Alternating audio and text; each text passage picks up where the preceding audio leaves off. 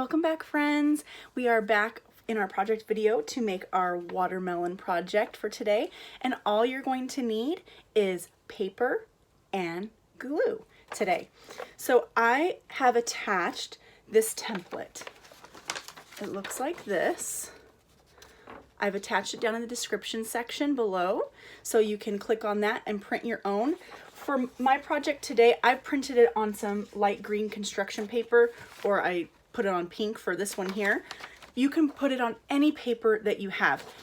Just regular old white paper works fine too, if you want to use that.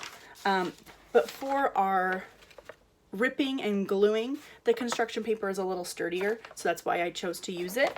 So I have my construction paper up here that I've printed my watermelon on, and I have some green and red paper. All we're going to do, and it's really fun, and it's really good for those fine motor skills, is we're going to tear paper. Now when you tear, you pinch with these pincher fingers. These are the ones that you need to work for writing and coloring.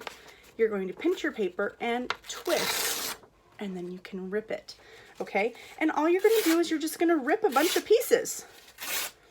Here's some strips of red. I'm going to tear them in little pieces like this, okay? You're just going to tear a bunch of little pieces. They don't have to look the same. They don't have to be neat. They can be messy. They can be crumply. However you rip them is just fine. And we're going to put them on top of our watermelon. We're going to fill in the color of our watermelon with our ripped paper. And there's a fancy art word for when you put little pieces together to make one big picture, and that's called a mosaic. So we're making a mosaic today with our watermelon. Pretty fun. So I've got my red pieces here, and I'm going to need some green too. So I'm going to tear some green paper. Just rip it up. You don't need as much green as you do red because we've got more space to fill in our red paper. But if you tear too much, that's okay. You can save them to make another mosaic, or you can toss them in the trash if you don't want to use them. It's always fun to kind of use our scraps up for other art projects, and that's good for the environment too, right? So I've got my green here. I might need a little bit more red. I think I'm going to tear up some more red just in case. Tear it up. And the next thing we're going to do is we're going to take our glue. Remember, we have to twist the top to open it up. And I'm going to just put glue around my watermelon. Now I'm going to save my seeds. I don't want to cover up my seeds because watermelon has seeds in it, right? So when we're all finished, we want to make sure those seeds are showing. So I'm just going to put lines of glue, skinny lines. Remember, not puddles of glue. I'm going to put skinny lines all around my watermelon, and I'm going to keep it off of my seeds. You could also use dots, right? Dot, dot, not a lot. Dot, dot, not a lot. Just as long as you put a little bit of glue all over the area that you want to cover. And I'm going to take my red pieces and I'm just going to stick them on my glue. Again, I'm not going to cover up my seeds. I'm going to let those shine through. Just going to cover all around.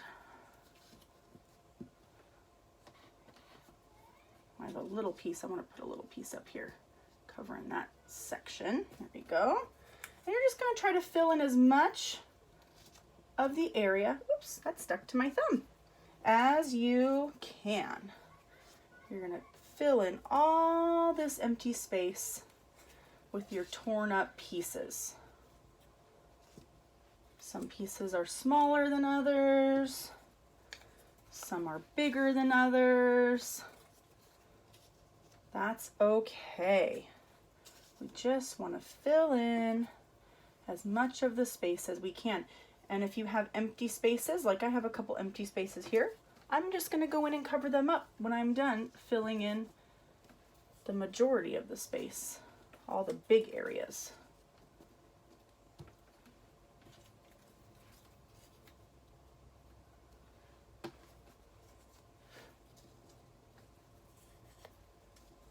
Just fill in all the space. If you need some more glue, you can put on some more glue.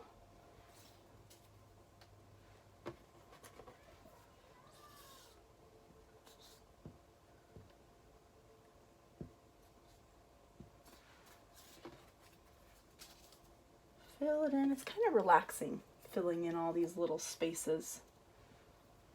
I always find that art is relaxing. It makes me feel calm and peaceful.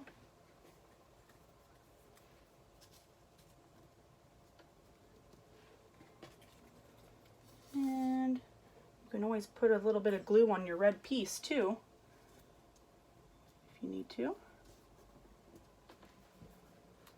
I think I'll fill in this space and that space, and then I'll move on to my green.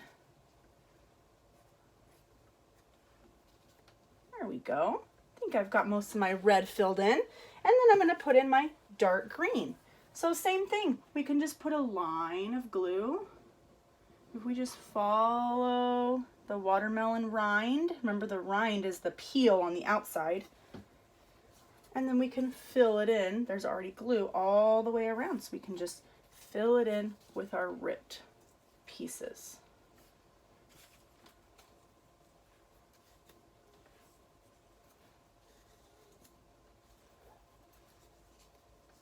Now, if you don't have construction paper, that's okay. I will show you something else you can do with the same project if you don't have pieces of paper to rip up. And maybe 2 more pieces. Let's see if 2 does it. 1,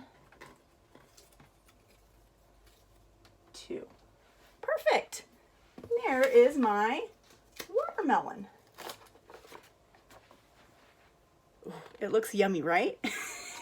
I love watermelon. It is one of my very favorites. There's my watermelon. Now, like I said, if you don't have construction paper, you can just print it on white paper like this and color it in. I used crayons to color in this watermelon. See, I made the stripes around the outside for the rind. Get creative with it. It's your watermelon. You can make it however you want.